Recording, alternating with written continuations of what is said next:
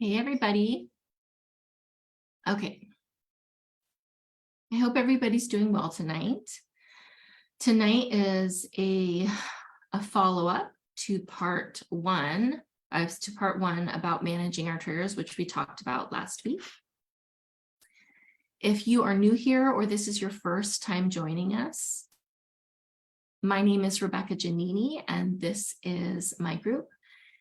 I am a parenting and relationship coach, and I go live every single week talking about relationship issues, communication issues, parenting, and everything to do with basically human interaction. And if you found this group because you want to improve your relationships and you want to work on your communication, you have found the right spot. So I go live every week. I feel like I mentioned that. It's hard to remember if I mentioned that every week. I go live every single week at 5:30 p.m. Pacific Standard Time. So mark your calendars. You can join live. You can put your questions in the chat, either on Zoom or on Facebook, and I will answer your questions live if I have time. And if not, I can go back and answer your questions later when I see them in the group. Okay, so if you are new to the group and you have a lot of triggers, you might want to go back and watch part one, which was last week, about some really common triggers in parenting. Because tonight we're going to be talking about what we can do about our triggers, and just a little bit more. We're going to dive a little bit more deeply into our triggers. So, like we talked about last week, we can have a lot of different triggers, and our kids kind of touch on those triggers when we are interacting with them. And oftentimes we don't realize that we're responding mostly to the past, and it feels like we're responding to what's happening right now because what they did caused us to be upset. And so it feels like if they just stopped doing that thing that they're doing, we wouldn't be upset. And so the problem lies with our kids. That's oftentimes what parents think before they begin this inner work journey.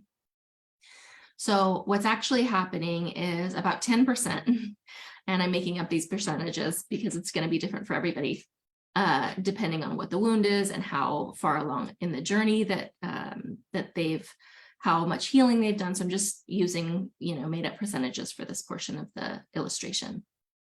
So we're responding to 10% is what our kids are actually doing, and then 90% is the wound that we have from before.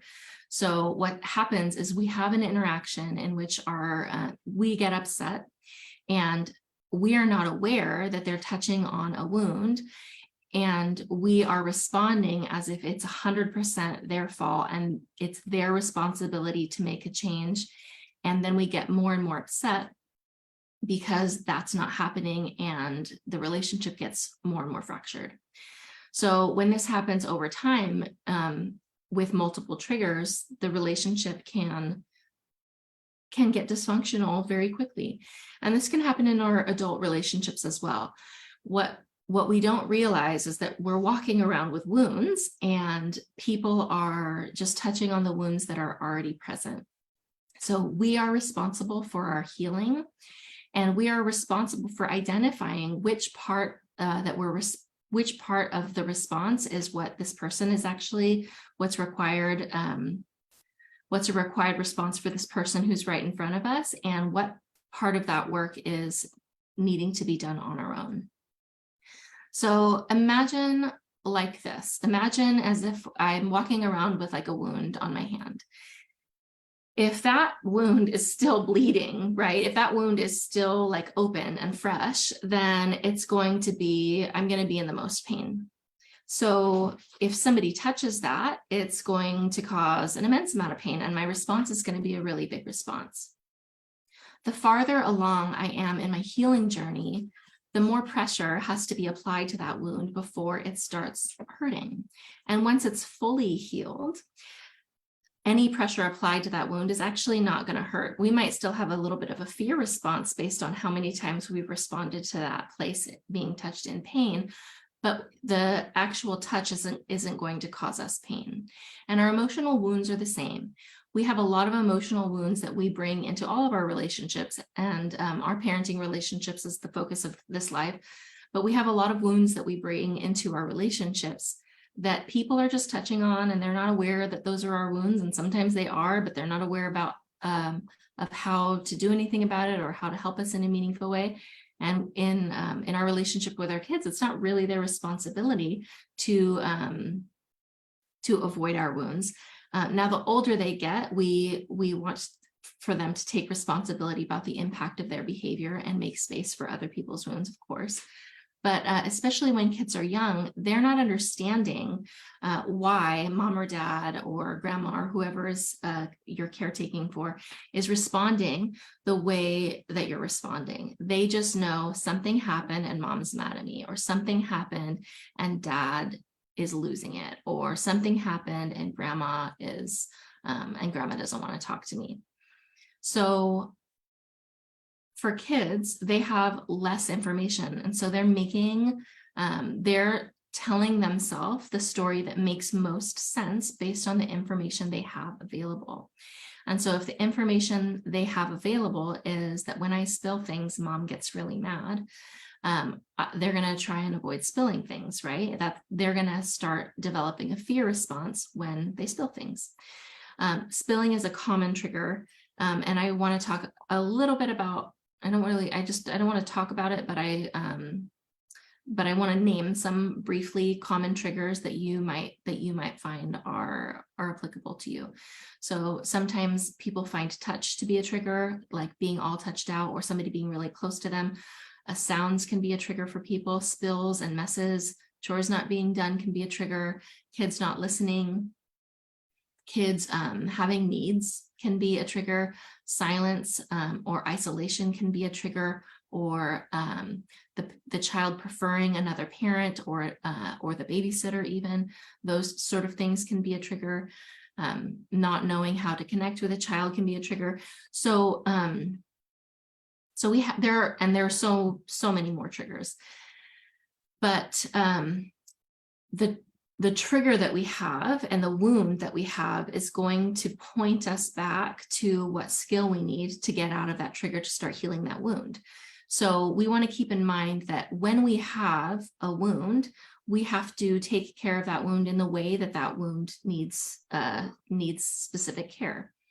So let's say, okay, before I talk about that.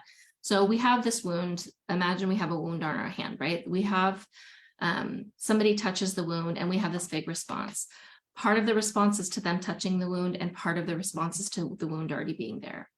The pain is actually quite important for us because the pain signals to us that the wound still needs attention. The pain then elicits a response in us. My cats are going crazy today. You guys, I'm sorry, they might do it all night. I don't know what's going on. They're wild tonight. So we're responding in this way that is usually negative, and then we feel badly about the way that we're responding, and then the wound gets deeper, or that the child then develops a wound from our responses, and it just kind of keeps cycling and cycling. And that is essentially how generational patterns are passed down, right? So our parents have wounds, we touched on those wounds, we caused them pain, or they thought we were causing them pain, but they were already in pain. We just kind of highlighted that pain. They had a response. That response was what was modeled for us. And so we keep perpetuating these same wounds onto our kids without really knowing it a lot of times. So we want to pay attention, and we want to take the process backwards. So we're going to start with our responses. So we want to look at our responses when we are most likely to have a negative response, when we're most likely to yell, when we're most likely to be cruel and say mean things, when we're most likely to shut down and avoid conversation, when we're most likely to freeze and, try and eliminate the threat by being invisible, when we're most likely to fawn, to gain approval and people please, that sort of thing, when we're most likely to get big and loud and fight. You want to pay attention to the different trauma responses. We have fight, flight, fawn, and freeze.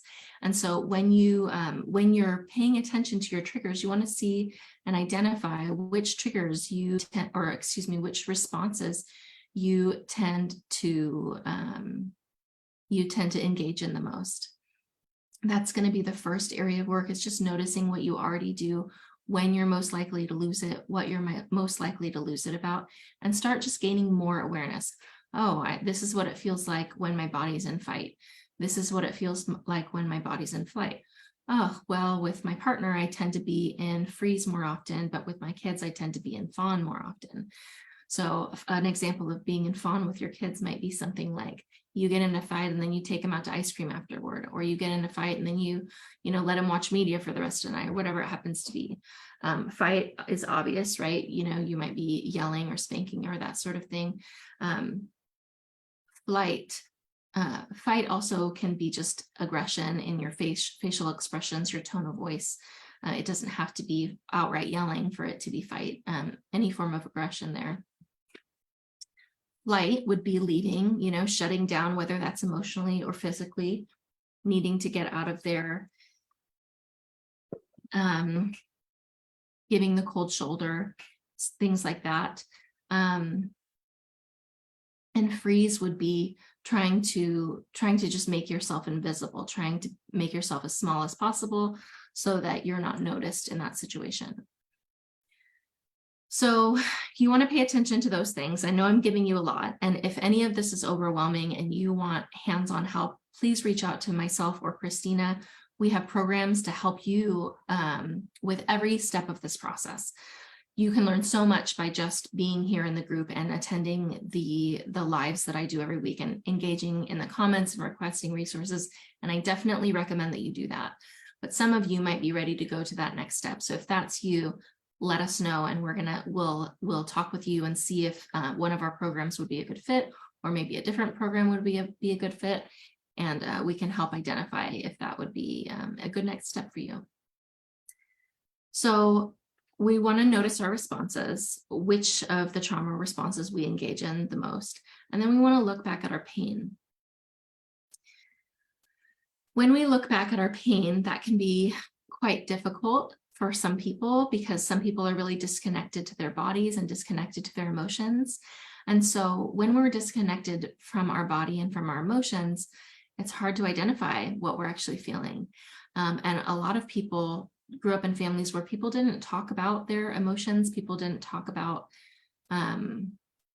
people didn't, do repair work conversations and apologize. People didn't show affection.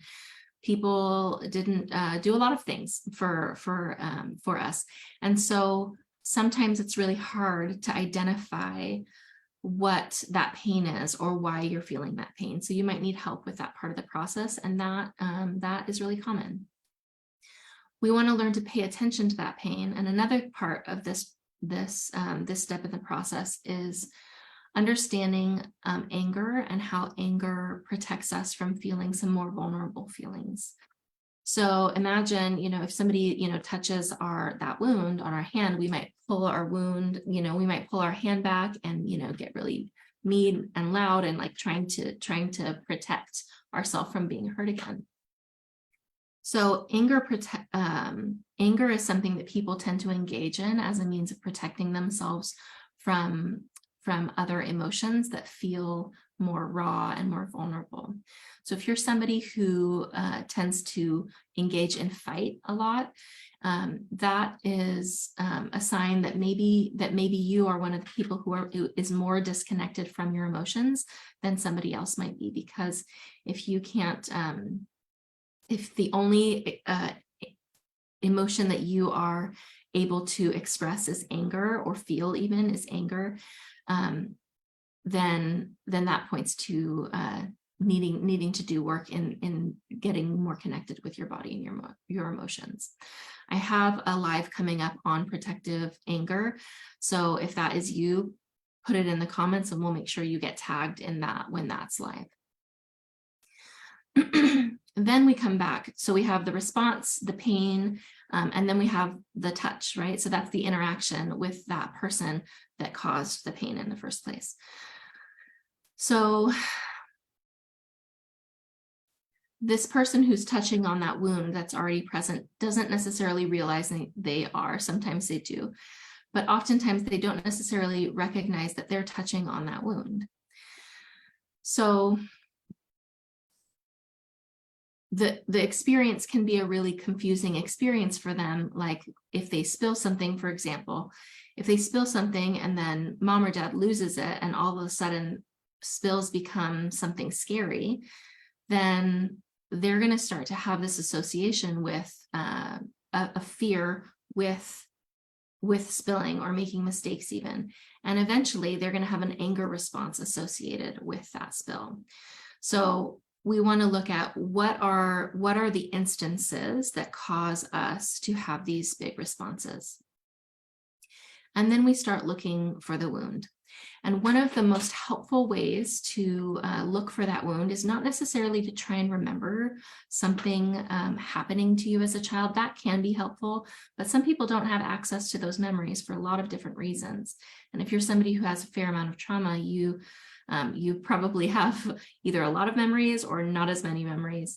And so that's our body's way of protecting us, and we love our body for doing that. But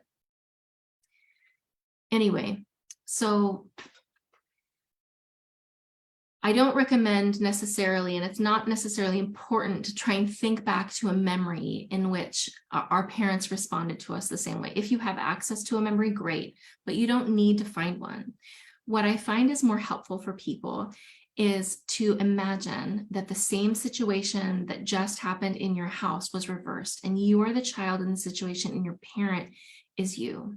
So if you were the one to spill that drink and you look up and you see dad there, or you look up and you see mom there, what's going to happen next? So you put yourself in your child's shoes, you look around you, imagine that person in your house, and then imagine what's going to happen next, given that this is your fault, that you made that spill. And you should be able to hear either, the words of shame that they said to you, or the look on their face of anger, or whatever it is that they would have done. You should probably be able to imagine that fairly easily. And it's much easier to do that than to access a memory that your body is trying to help you forget. So I definitely recommend doing that. And that is something that's just so helpful to try and kind of pinpoint where some of your anger or your fear or your flight responses or your fawn responses came from. So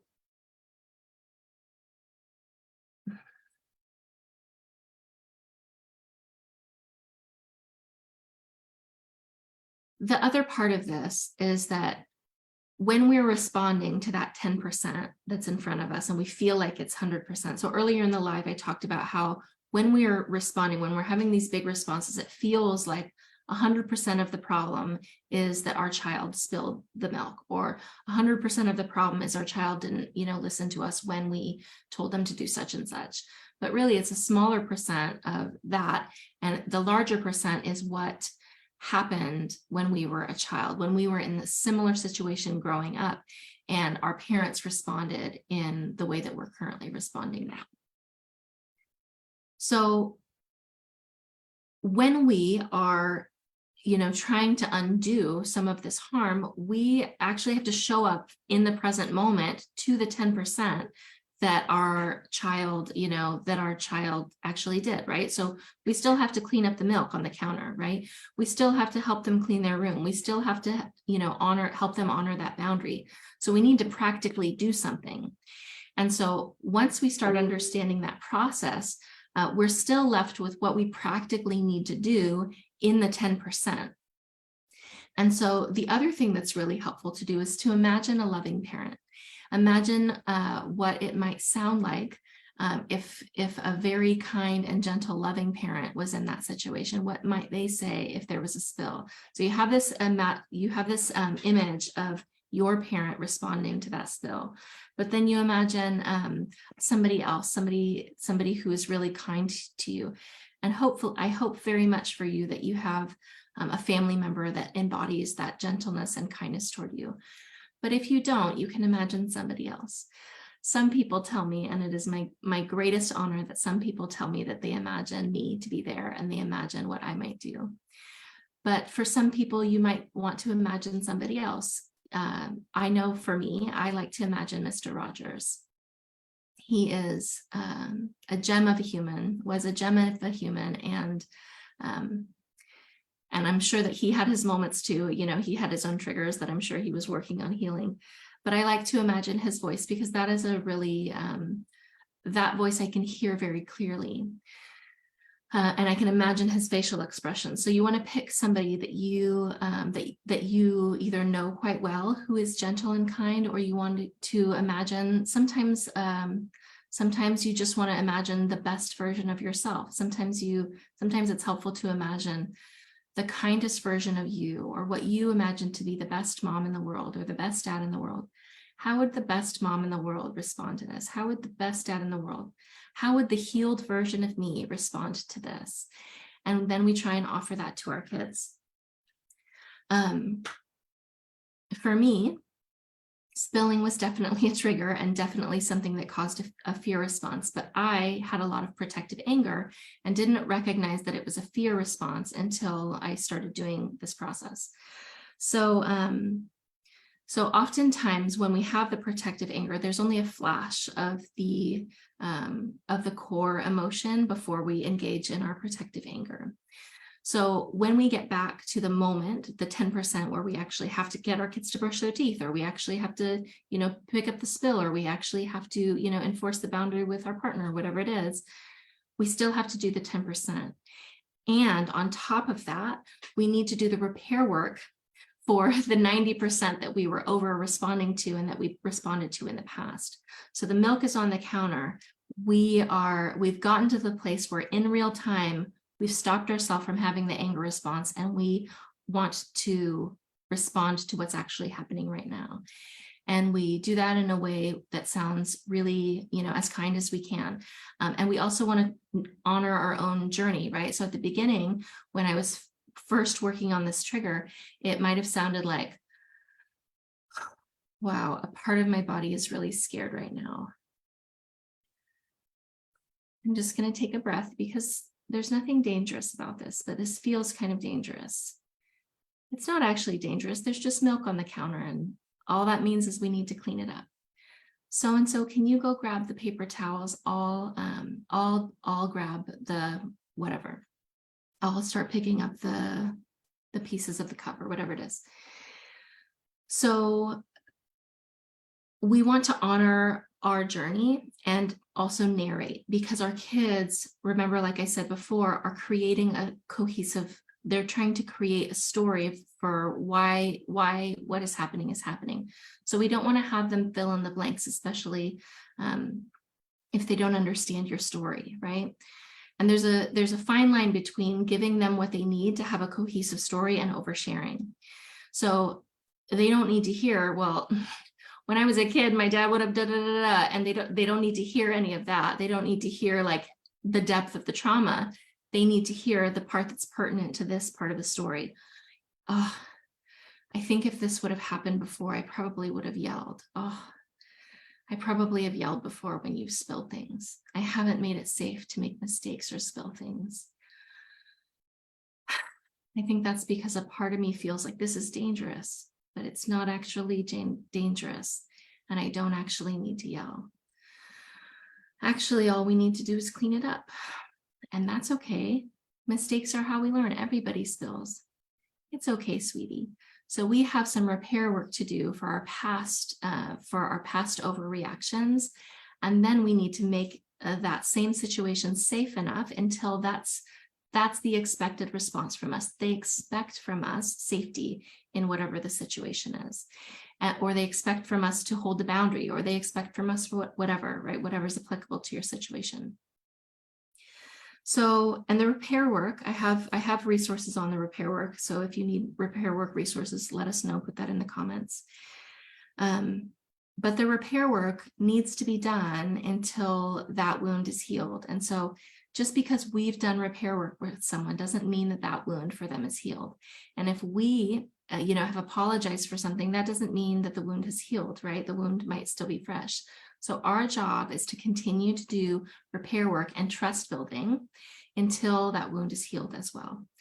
So that I think is where I'm going to stop it tonight. I don't see any questions in the Zoom chat, but let me check real quick I don't see any questions either here. This also, when I'm talking about our wounds and I'm talking about our triggers, it might feel really personal to put in the comments, in the comment section. So I would understand why that might not be something you want to put in the comments.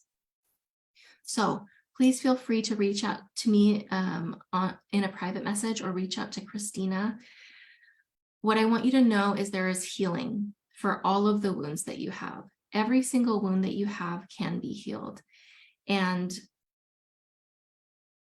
repair work is just a skill.